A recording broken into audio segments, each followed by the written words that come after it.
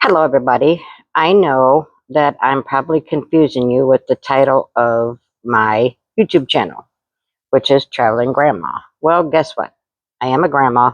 I will be traveling, but in the meantime, I want to do other videos. I'm not going to have a specific set of videos to do, just certain videos on things I feel that's important, is like the one today.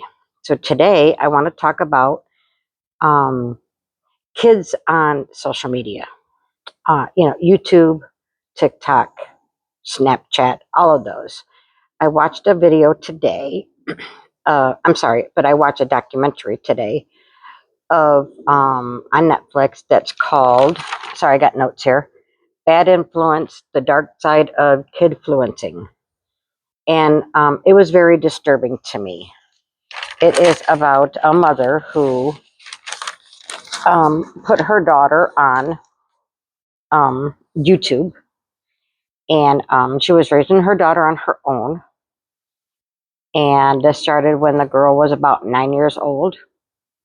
And I'm not going to mention any names because I don't know that I can legally do that. But anyway, um, and then she had other children come on, and they were called a squad. And they did different videos, different types of videos. They did all kinds of. They did prank videos on each other. They did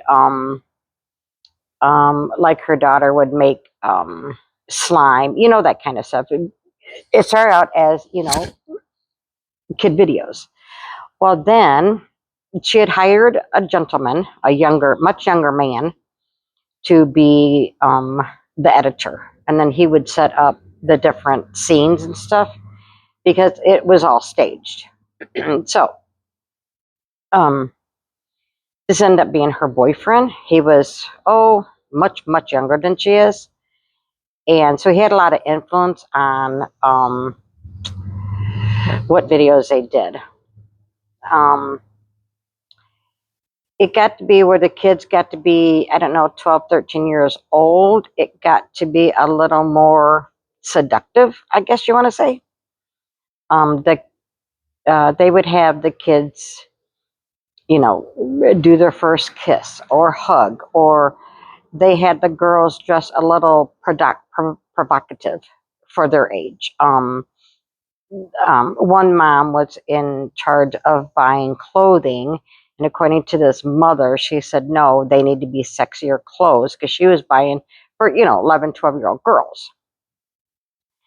And so she said that the mom of this girl, who actually ran the YouTube channel, said that the clothes she's buying is too young, so they need to be a little more sexier. So anyway, it got to where the girls that were 11 and 12 years old looked to be, I don't know, 15, 16 years old. The way they were dressed, all their makeup, all the different things that they were doing on these YouTube channels, it is very disturbing.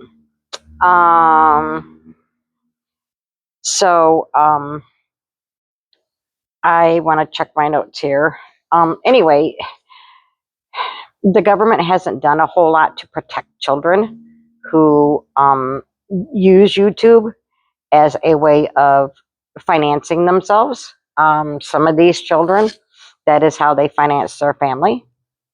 So there's really not regulations that the government is doing for these kids to protect them. Illinois was the first state to make sure that minors who were in videos, they would get some of the they were compensated for their parts in the video. And then California also followed Illinois. And, I'm sorry, but I forgot, but it was some actress or singer that actually got this going in California. And I'm sorry, but I cannot think of her name. But then, these children were, if they didn't do what was asked of them, then they were kicked off the squad. Nobody knew why. They were just gone. And then they would be replaced.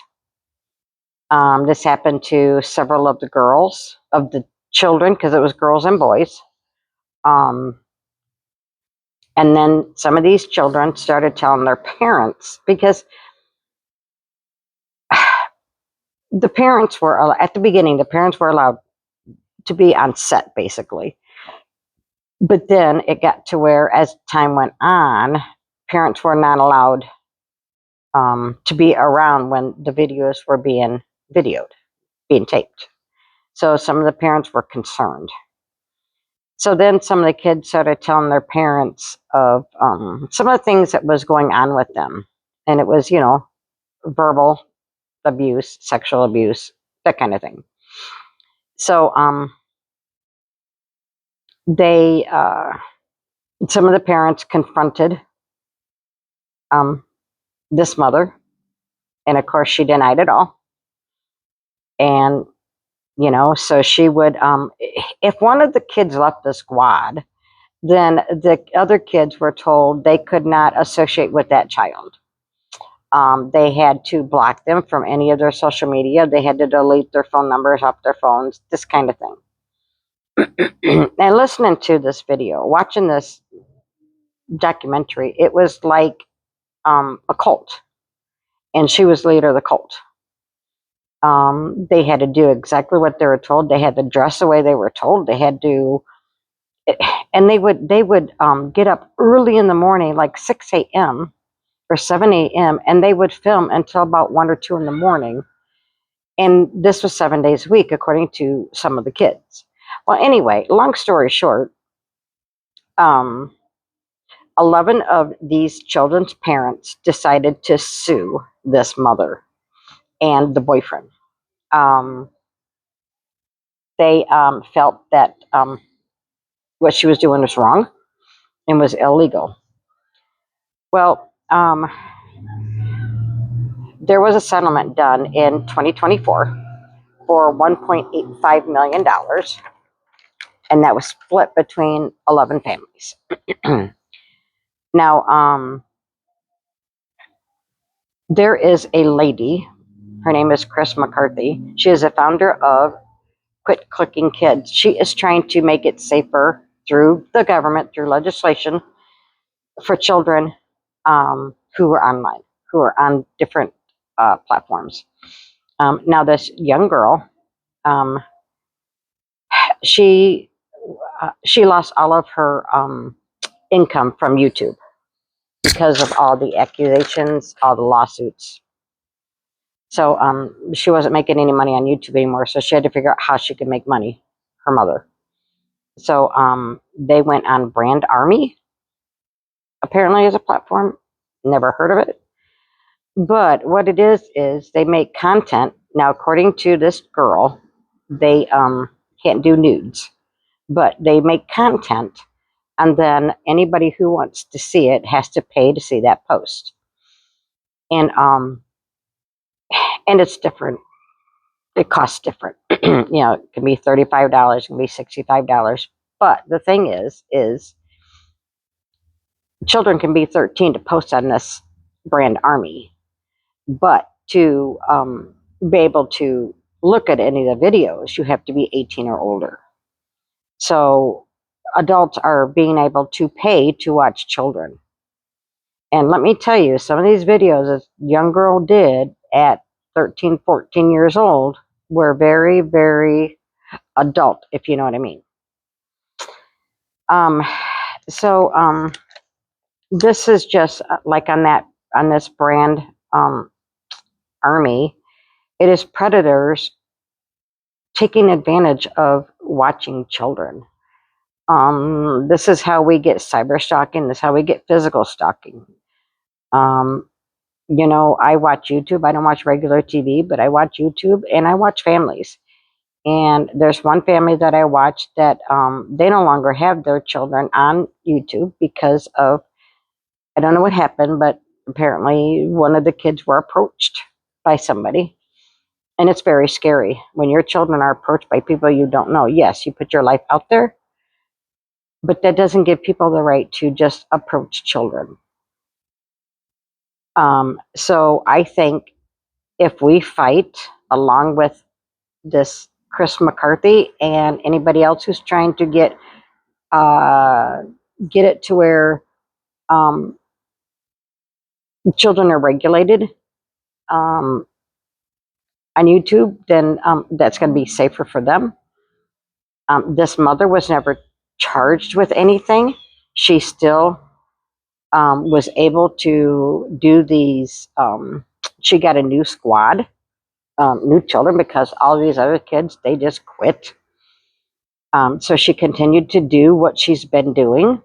Her daughter is now 18 years old, so she's an adult. But this continued up until she was 18 years old. And this young girl was on TikTok making very, very, swimsuit videos and very seductive type videos. But that's all the child knew. I don't blame the child. I blame her mother. Um, of course, her mother and she has denied it all. um, According to these 11 kids, when they did pranks, they didn't know that it was a prank. Like they showed one where one of the boys in the squad got arrested. He had no idea it was a prank, and he even cried because he was scared to death. And the police were, they were actors. So, you know, but the girl said that, all the kids knew in advance, what every scene was, what was going to happen, who was going to happen to, but these other kids denied it. I mean, there's even two girls that was part of this that was family to this woman and her child, and they no longer get to see their family because of all of this. But let's protect our kids. This mother should have been charged. She was able to start all over again somewhere else with other children. And I've seen some of the other videos that with these other children, and it's sickening. It's disgusting that a mother would do that to her own child. Okay, that's all I have to say. And believe me, you are going to get some traveling, because I am going to um, do repairs in my home that I need to do, and then I'm going to put it up for sale, and then I'm going to buy a motorhome, and I am going to travel. So that's when the traveling grandma comes in. I just don't want to change it once again, because I've already changed it once. So just enjoy what I have, and please subscribe and like this video. Thank you.